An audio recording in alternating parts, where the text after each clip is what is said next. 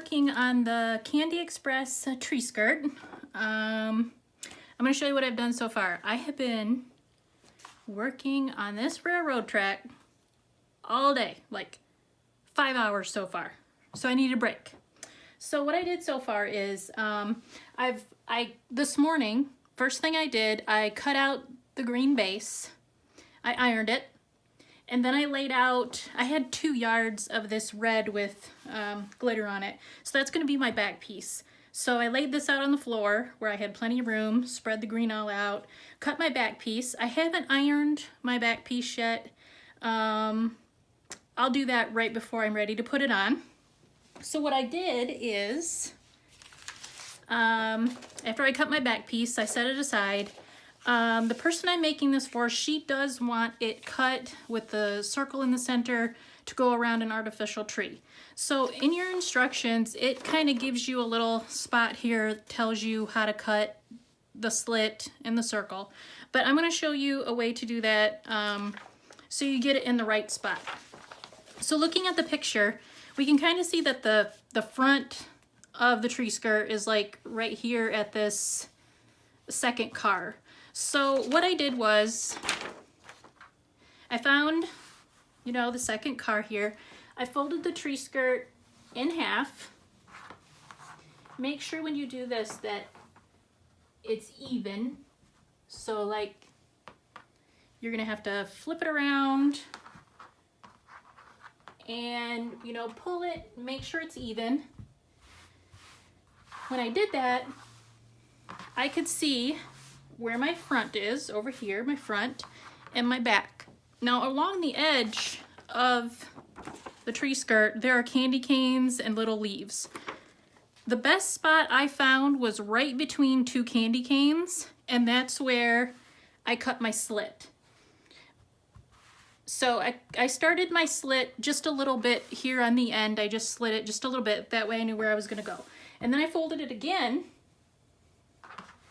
And this is how you find the center of your tree skirt. So when I did that, my squares on my table are 1 inch. And I needed to make a perfect circle. So what I did was find something that has a rounded edge, and I went up just 1 inch. I guess I should show you what I already cut off. So I went up about 1 inch. And I took this and I laid it here. And I just took my pen and I made a line. And then when I cut, I got my circle, perfect circle. So now I have the place for it to go around the tree. And I think what I'm gonna do is, when I'm ready to add the back, I think I'm gonna do ribbon, put ribbon in there. And I'll do it in 3 different places so she can tie it, right here, and then in the center, and then at the end. So on my backing fabric, I've not cut the slit or hole in that yet. I just cut it in the 43-inch circle. So there's how you get your slit and the hole in the top. So the next thing that is to be done on the tree skirt, the way it's numbered, they want you to do the candy canes, the stripes, the leaves, and the little sequins for the berries. Now I didn't do that yet because there are a lot of them. And when I'm going to start doing the train and I start appliquing, I'm going to be grabbing this edge, to applique everything on. So I didn't want to disturb the stuff along the edge, but I did go ahead and start doing the train track. So I'm going to do the candy canes and the leaves last, like right before I put the backing on. That's when I'm going to do that. So I started the train track all around the edge. Like I said, it's been 5 hours and I'm not done yet. So the train track, the little lines here are just straight stitches, 2 gold. So I did all the straight stitches first, all the way around. I did a straight stitch all the way around. And then above and below your straight stitches, it's an outline stitch. So I've started doing that, and because I already cut my slit, that's where I started. Now my stitches are not going to get cut because I've already cut. That's one reason why I do it. That way nothing gets cut, because we have a few sequins that are going to go in between each picture, and you know, traveling around, you don't want to cut those stitches. So that's where I'm at right now. I started with 15 yards of this gold, and I've got seven yards left right here, and I don't know, I guess I'm almost halfway on the line here. So I'm just gonna keep going, and eventually I will get this train track done. I guess I've had plenty of a break now making this video for you, so I'm gonna get back to work. I'm working on the Busilla Candy Express tree skirt, and in between all of the little applique pieces here, there are about 15 to 20 dark green sequins. You can barely see them on the cover photo through my video, but they are there. And typically what I will do when there's sequins scattered about, I will do one at a time, tie each one off, knot it, maybe add a little bit of fray check on the back. But I was shown something the other day by someone at Plaid on how to do these sequins, and they're secure, they're not moving, no fray check. So I'm going to show you what I was shown how to do. So I have my small needle, and I have a whole 36-inch piece of floss here because I figured I'm going to do about 15 to 20 of these, and I didn't want to tie it off and get a new piece. So here's what I did. My small needle, one end through the eye, and then I knotted the other end. So I have a single strand. So I'm going to start down here at the bottom, this first one that I see here. Bring my needle up, I have a knot, and then I'm going to grab a dark green sequin and a clear bead. So when I go back through my sequin, I'm just going to kind of skim along here over to the next dot and then bring my needle back up. Now you can't see my needle anywhere through here, so my needle's hidden, and therefore you won't see my floss either. So when I come back through to the next hole, I'm going to go back down, and this is what's going to anchor this sequin in here. So I'm back down, I'll come back up in that same little dot, grab another sequin and a clear bead, and continue on. And I've done this halfway around the skirt already. And these sequins really are secure in there because you're just grabbing a little bit of the felt fibers through the back, and they really are secure. And I think this little anchor going back down and then coming up again, it really does hold that sequin in place. Like these aren't moving, they are secure. So I'll do one more and then I'll show you the back side. So yes, I use my sequins all mixed up like this all the time. I just don't want to waste time sorting everything out, so I mix them. So I'm going to go over here to this one. This one's kind of far, but it still can be done. So I'm traveling around, but yet everything is secure. And then look at my back. You can barely see because I started here and I kind of went through the fibers. I didn't come all the way through, so if I was not going to line this, you really wouldn't see, and these wouldn't catch. But I am going to add a backing to it, so it's fine. But there's a way to secure your sequins so they're not going to come loose, they're not going to come off, and I'm traveling around so I'm not tying off each one. And I did that with this tree. Went along the back, went through the fibers. You can barely see what I've done here. So, and these are on really tight too. Like they're not loose at all. So that's how you can secure your sequins. Next up, I'll show you how to make these cute little bows. I had a question the other day. Someone asked if I would make a quick video on how to fold the little bows. So I'm going to show you how to do that now. So usually in your instructions, you'll get a little spot that will show you how to fold the bows. And I have quite a few on this Candy Express tree skirt, so I thought I would do a quick video and show you how I make the little bows. So first of all, when you have your bow, you cut it out, and you want to make sure you get all the ink off of the edge of your piece, because if you don't, it will show up later, and you don't really want to see the ink lines. They're there just to help us as we're making the pieces, but you don't want to see them on the finished product. So on my little instruction thing here, it shows the bow, and it shows that you want to fold in the ends. So there's the one folded, and then here's the other one folded. And then your third little spot there is, it shows you wrapping around the centerpiece. So I wrap it around. What I'll usually do is, before I stitch it, if I need to adjust anything, I'll kind of look at it. If I need to, I'll unwrap it and do it again. But I think this looks pretty good. So on the back side, for this tree skirt, I'm using 2 strands to secure the bows. So I have 2 strands of red here. Actually, it's 1 strand, and I put one end through the eye of the needle, and then pulled both down and knotted them. So I actually now have 2 strands. And I figured for this tree skirt, I would use 2 strands because I want these bows to be secure.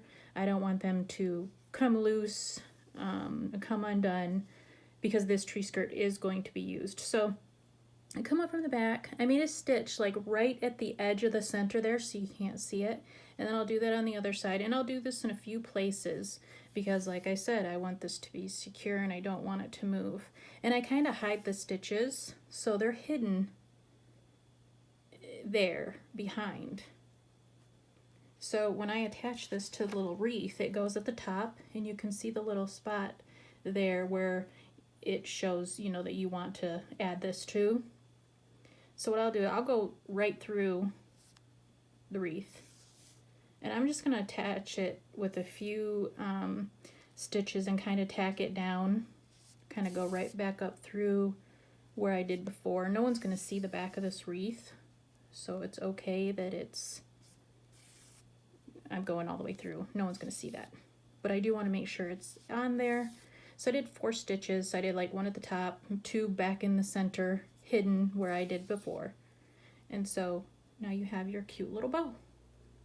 And I'm just going to cut this off, and then I will attach it here. That's how you make your little bows. Alright, so after 7 days of making the top of the Bucilla Candy Express tree skirt, I am now ready to add the backing, which is just red felt, to the tree skirt. This is not part of the instructions, it's just something I like to do just to make the skirt finished. So when I cut the base 7 days ago, I also cut the red piece because the top is 43 inches and I wanted the back to be 43 inches also.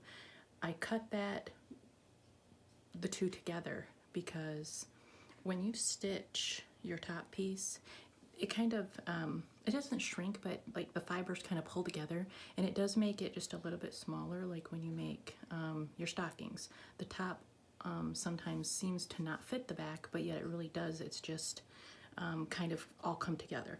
So I cut at the same time, and as you can see, there's a little bit of a gap here right now, but once I start stitching around the edge, it'll all kind of pull together and there won't be much of a gap. So right now what I'm going to do is, I've added my little clips all along the edge. I am going to use 699 green, and I'm going to stitch a small whip stitch. I'm going to stitch the back to the front, and then when I get done and I get back over here, I'll turn the camera back on and you'll see that I'll have just enough to cut up through, and then I'll show you how I'm going to add these ribbons to tie it all up.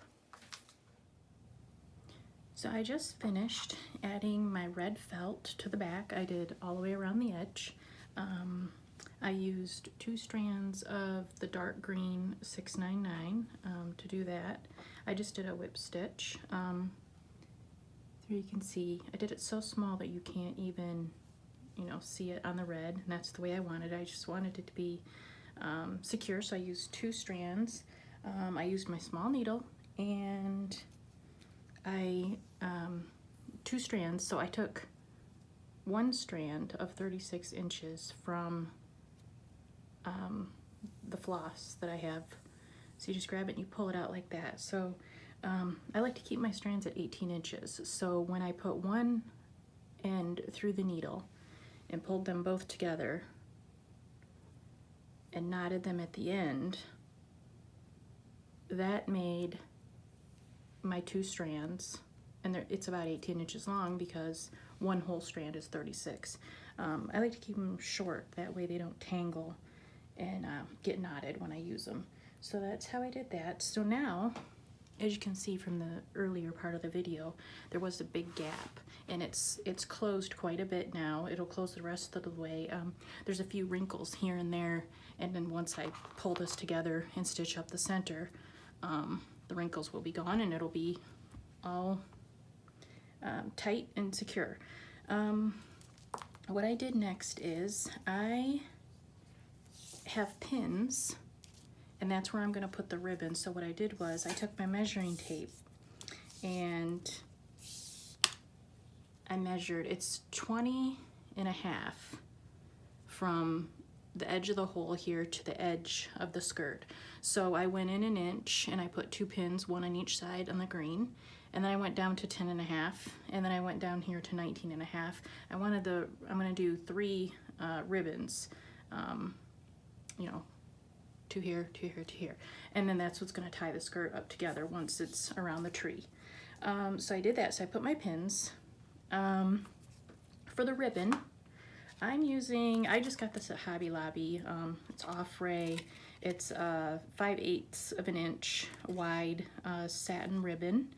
I cut my pieces 12 inches long, and I folded over the edge 1/8 of an inch on all of them, and I stitched the end. That way when I stitch this part, you know, in between the front of the skirt and the back, it just gives more of the ribbon to hold on to. So, you know, eventually, because the lady that I'm making this for is going to use this, and she's going to tie up and, you know, untie these ribbons for this skirt, and I want to make sure that they're in there and they don't, you know, come out on her, so she doesn't have to make any repairs, hopefully. I mean, that's when I make things, I make them to be used, so I do as much as I can to make sure that everything is secure and on there. So what I do with this kind of ribbon, after I cut it, I take a lighter and just go along the edge, and that kind of melts it. You don't want it to be black, so you just do it really fast.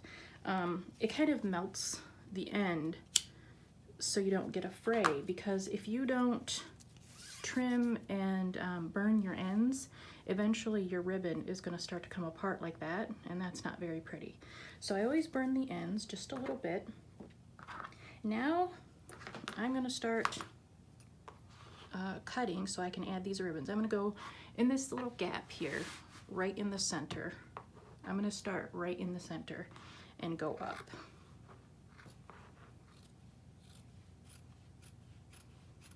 And my pins are there, and that's what's going to show me where my ribbons go. So I'm at the top there, and whenever I'm doing circles, I really like to use my curved ginger scissors just for circles. It just makes it easier to get that rounded edge. You can also, if you want to go ahead and fold your tree skirt in half and then fold it in half again, like I did in the beginning of the video to make the circle for the green, you can do that. I just didn't want to do it for the video because I think this shows you better what I'm doing.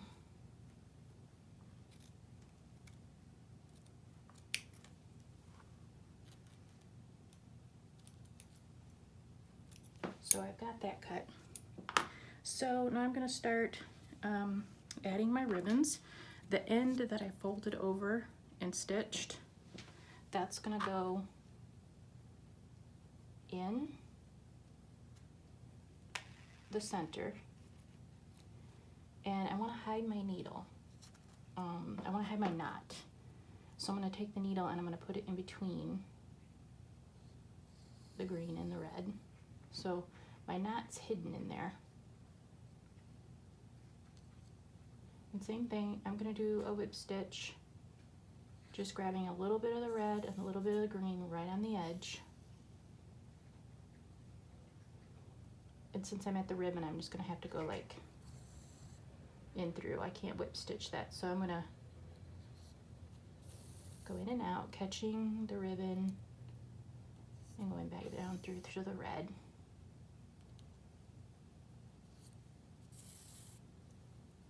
Till I get that done. Small stitches close together.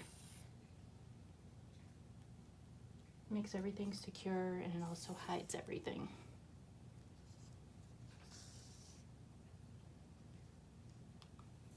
All right, so now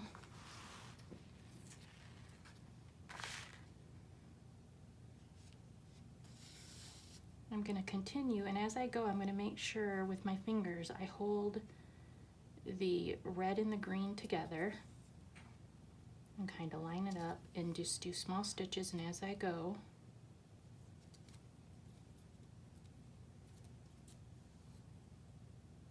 really pinch it together and just grab just tiny bits of the front and the back.